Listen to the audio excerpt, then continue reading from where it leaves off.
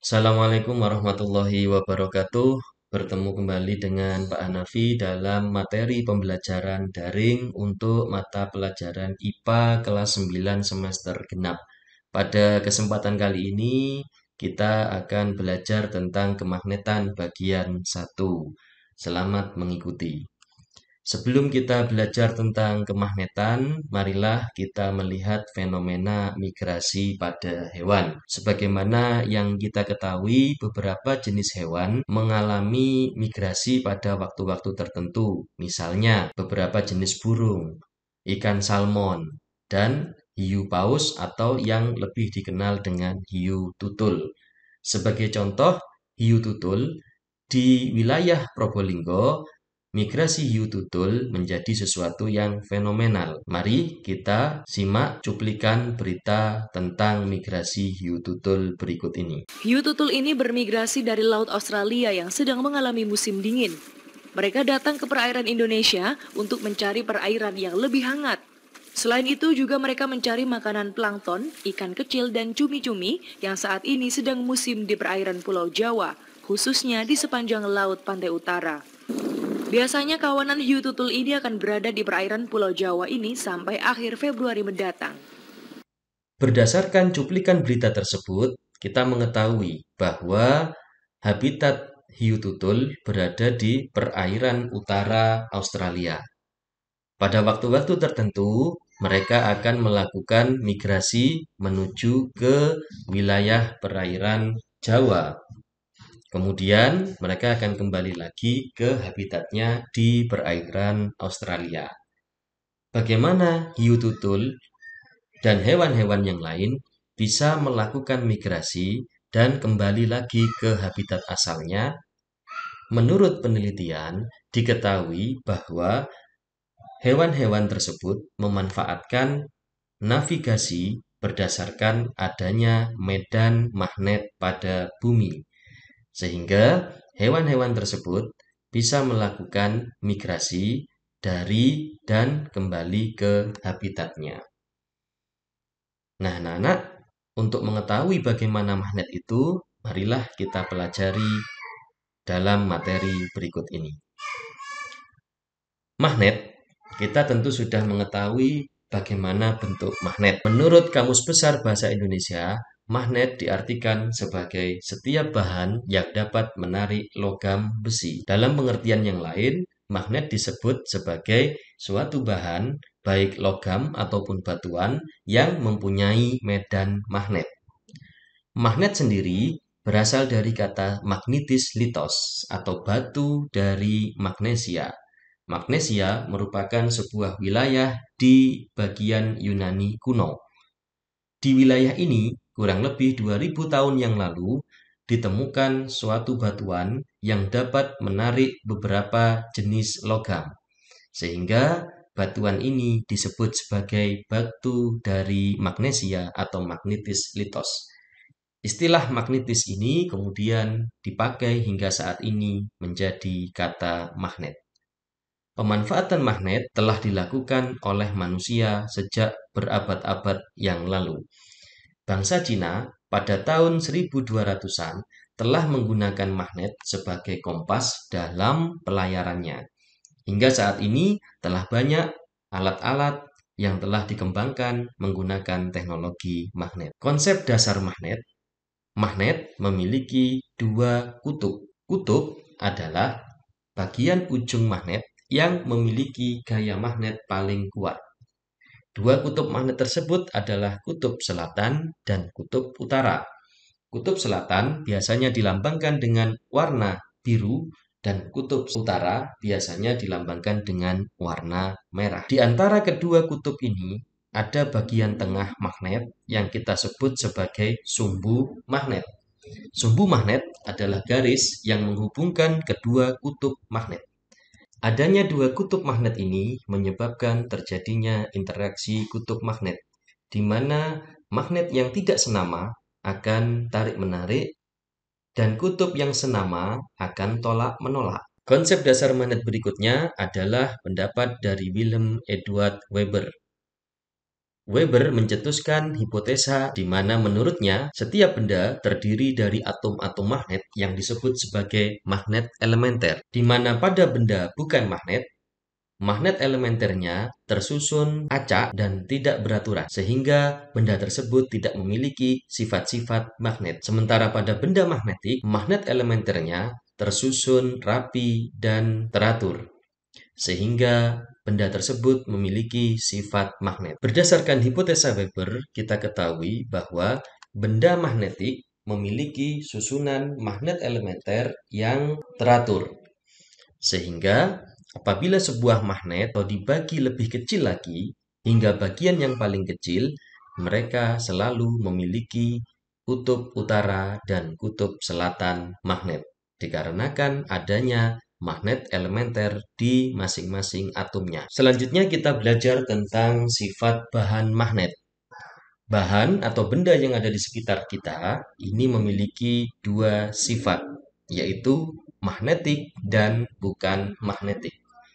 Benda magnetik ini kita sebut sebagai ferromagnetik. Ferromagnetik adalah bahan yang dapat ditarik oleh magnet dengan cukup kuat. Sebagai contoh, bahan yang tersusun dari besi, baja, nikel, dan kobalt.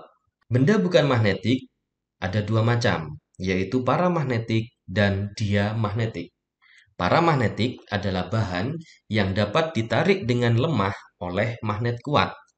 Jadi, ini bahan-bahan paramagnetik ini masih dapat ditarik dengan lemah apabila magnet yang digunakan untuk menarik sangat kuat.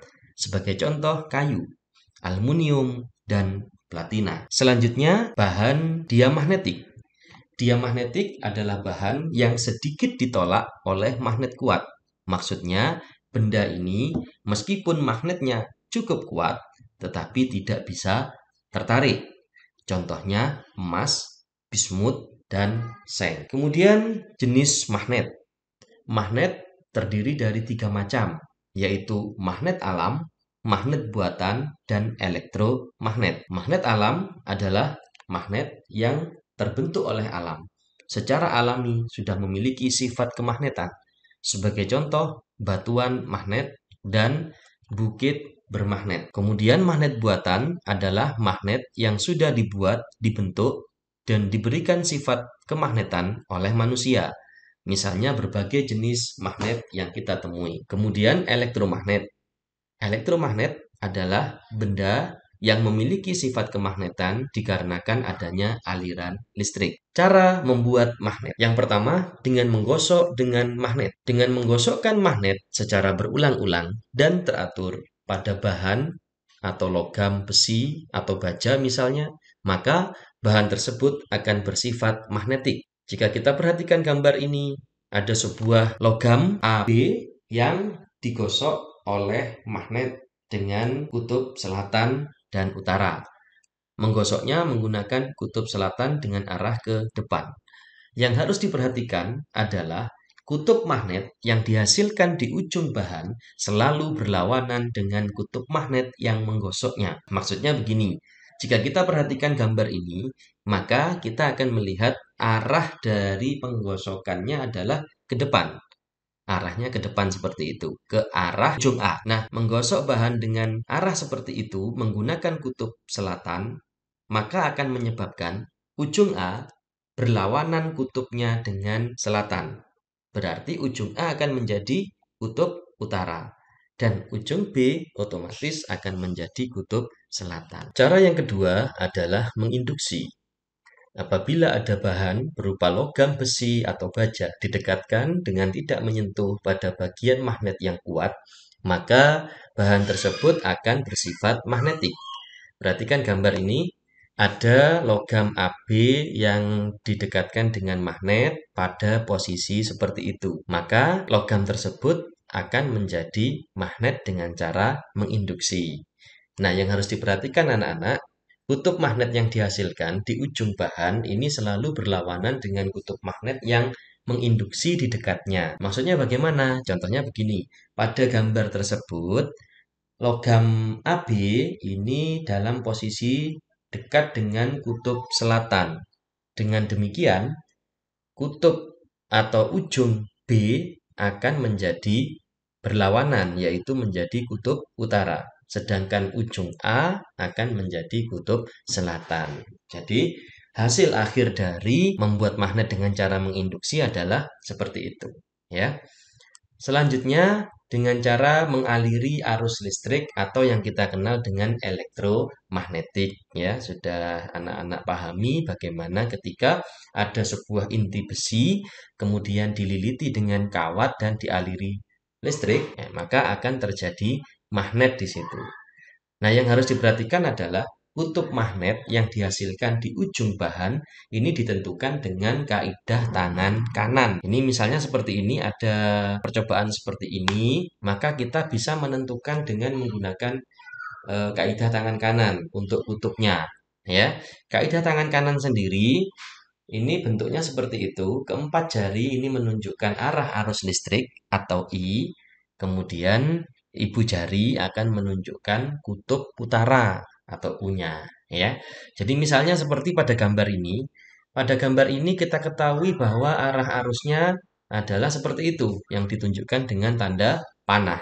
Berarti posisi tangan kita diposisikan seperti itu, ya. Empat jari menunjukkan arah arus listriknya sehingga di situ ibu jari akan menunjukkan kutub utaranya, ya. Sehingga ujung yang atas menjadi kutub utara, otomatis ujung yang bawah akan menjadi kutub selatan. Ini kaidah tangan kanan untuk menentukan kutub magnet pada cara elektromagnetik. Selanjutnya cara menghilangkan sifat kemagnetan.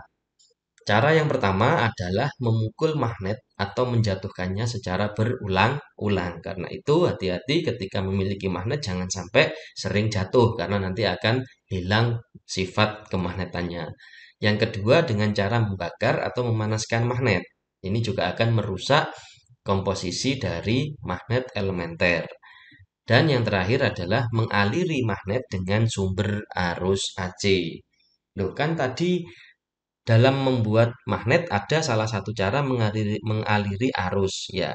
Mengaliri arus yang dimaksud adalah arus DC. Yang ini adalah arus AC. Arus AC akan menyebabkan terjadinya perubahan komposisi pada magnet elementer sehingga sifat kemagnetannya akan hilang. Selanjutnya yang terakhir adalah medan magnet. Ya, medan magnet adalah ruang di sekitar magnet di mana magnet lain atau benda lain yang mudah dipengaruhi oleh magnet akan mengalami gaya magnetik jika diletakkan di dalam ruang tersebut. Ya, medan magnet digambarkan dengan garis-garis gaya magnet atau yang disebut sebagai flux. Ini adalah contoh bagaimana membuktikan atau menunjukkan adanya garis gaya magnet atau medan magnet. Di situ terlihat pada ujung-ujungnya terlihat sangat rapat, ya, sangat rapat sehingga di situ adalah bagian dengan medan magnet yang paling kuat.